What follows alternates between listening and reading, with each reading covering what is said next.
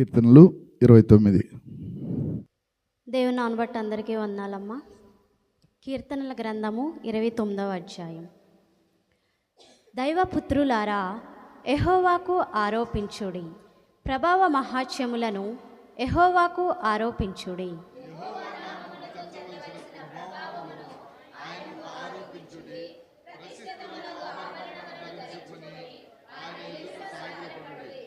యెహోవా స్వరము జలముల మీద వినబడుచున్నది. మహిమగల దేవుడు ఉరుముల వలె గర్జించుచున్నాడు. మహాజలముల మీద యెహోవా సంచరించుచున్నాడు.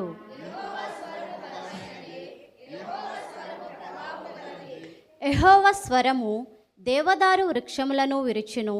యెహోవా లెబనోను దేవదారు వృక్షములను ముక్కలుగా విరచును.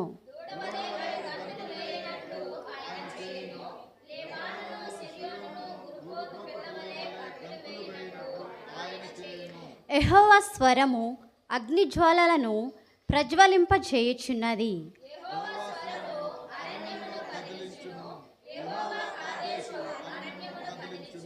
యెహోవా స్వరము లేళ్లను ఈనచేయును, అది ఆకులు రాల్చును.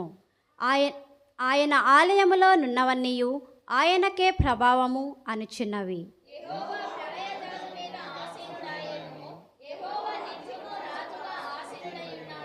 యెహోవా తన ప్రజలకు బలమును అనుగ్రహించును.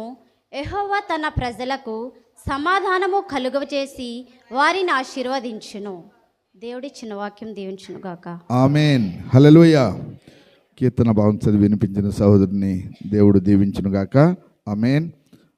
కీర్తనలు అలా బాగా దేవునికి మహిమకరంగా చదివిన సహోదరి అలా ఎక్కడ ఇచ్చిపెట్టాలో, ఎక్కడ ఎలా చదవాలో ఆ విధంగా చదివితే ఎదుటి వారికి కూడా బాగా అర్థమవుతాయి. దేవునికి మహిమ కలుగును గాక. అలాగే 11వ చరణంలో ఒక మంచి మాట ఉంది చూడండి. యెహోవా తన ప్రజలకు బలమును అనుగ్రహించును. యెహోవా తన ప్రజలకు సమాధానము కలుగజేసి వారిని ఆశీర్వదించును. ఆమేన్. హల్లెలూయా. ఎక్కడైతే మనం కృంగి ఉంటామో, ఎక్కడైతే మనం బలహీనపడతామో, ఎక్కడైతే నాకు ఎవరు లేరు, నాకు దిక్కెవరు అనుకుంటామో, అప్పుడు మన దేవుడు మనకు తోడుగా ఉండి మనకు బలమును అనుగ్రహించి మనకి ఏదైతే కొదువుగా ఉందనుకుంటామో, ఇంకెవరు ఈ సమస్య నుంచి నన్ను విడిపించలేరు, ఈ బాధ నుంచి నన్ను గట్టెక్కించలేరు అనుకుంటామో, ఆ సమయంలో నువ్వు మన దేవుని వైపు నువ్వు కన్నులెత్తగలిగితే, మన దేవుని వైపు నువ్వు మన దేవుని మీద నువ్వు ఆధారపడగలిగితే, దేవుడు వెంటనే నీకు నేనున్నాను అని ఆయన భరోసా ఇచ్చి, ఆయన బలమునిచ్చి మనం బలపరిచే దేవుడై ఉన్నాడు. మనం అది గమనించకుండా, అది మనం ఆలోచన చేయకుండా చాలాసార్లు చాలా సందర్భంలో మనం ఏది అనుకుంటా ఉంటే, ఇదో పలానా వ్యక్తి నాకు ఈ సహాయం చేయగలుగుతాడు, పలానా అధికారి నాకు ఈ సహాయం చేయగలుగుతాడని మన ఆలోచన ఎలా వెళ్తుంటాయంటే మనసుల మీద వెళ్తుంటాయి. కానీ నిజమైన దేవుని బిడ్డలుగా మనము ఏదైనా ఒక సమస్య, ఒక బాధ, ఒక ఇరుకు, ఒక ఇబ్బంది వచ్చినప్పుడు మనం వెంటనే మనకు గుర్తుకు రావాల్సింది ఎవరంటే మన దేవుడు. నా దేవుడు నాకు తోడుంటే నాకేది కొదవై ఉండదు. నా దేవుడు నాకు బలమునిచ్చే దేవుడు. నా దేవుడు నా కష్టం నుంచి విడిపించగల దేవుడు. దేవుడు ఎలాంటి సమస్య నుంచినైనా నన్ను గట్టించగల దేవుడు అని మనం ఎప్పుడైతే ఆధారపడతామో అప్పుడే దేవుడు మనకు ఒక జ్ఞానము దయచేయగలుగుతాడు. ఆయన కృప చొప్పున మనకున్న ఆ సమస్య నుంచి విడిపించగలుగుతాడు. అది చాలామంది అది గ్రహించక వెంటనే మనుషుల మీదకి మన ఆలోచనలు వెళ్తుంటాయి, మనుషుల మీదకి మన చూపులు వెళ్తుంటాయి. అది కాదు మన దేవుడు కోరుకునేది. నీకు ఎలాంటి పరిస్థితుల్లో అయినా నా మీద ఆధారపడు, నా వైపు చూడు, నన్ను అడుగు, నీకు నేను బలమును ప్రసాదించగలుగుతాను, నీకున్న సమస్యను విడిపించగలుగుతాను అని దేవుడు మనకు సెలవిచ్చినాడు. అలాగే రెండో మాటలో యెహోవా తన ప్రజలకు సమాధానము కలగజేసి వారిని ఆశీర్వదించును. ఎన్నో కుటుంబాల్లో, ఎంతోమందిలో అన్నదమ్ముల మధ్య కానీ, భార్యాభర్తల మధ్య కానీ ఎంతో కుటుంబాల్లో ఈ దినాల్లో అసమాధానంతో బతుకుతున్నారు. ఇద్దరు బాగుంటే మూడోవాడు చూడలేని పరిస్థితులు. వాడు ఎవడు అంటే సాతానుడు. ఇద్దరు స్నేహితులు బాగుంటే పక్కనే ఎవరో ఒకరి ద్వారా వాళ్ళని విడగొట్టాలని చూస్తూ ఉంటారు. ఇద్దరు అన్నదమ్ములు బాగుంటే ఎవరో ఒకరి ద్వారా వాళ్ళని విడగొట్టాలని చూస్తూ ఉంటారు. భార్యాభర్తలు బాగుంటే ఎవరో ఒకరి ద్వారా వాళ్ళని విడగొట్టాలని చూస్తుంటారు. కానీ మన దేవుడు ఎవరంటండి? సమాధానపరిచే దేవుడు. మన దేవుడు విడగొట్టే దేవుడు కాదు.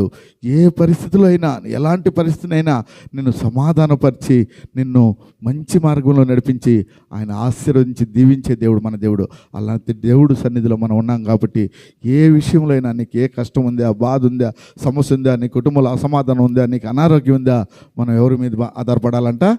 మన దేవుని వైపు. అలాగే ముఖ్యంగా ఈ కోవిడ్ దేశంలో చాలామంది అకామ సమస్యలతో బాధపడుతూ ఉంటారు కదా.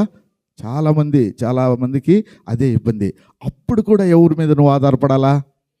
నీ కఫీల మీదనో లేదా ఇంకొకరి మీదనో కాదు, నీ దేవుడి మీద నువ్వు ఆధారపడితే దేవుడు ఎవరి ద్వారా కార్యం చేయాలో వారి ద్వారా ఆయనే వారితో మాట్లాడించి, ఆయనే వారికి ప్రేరేపణించి, ఆయనే నీ అకామ విషయంలో అద్భుతం చేయగల దేవుడు.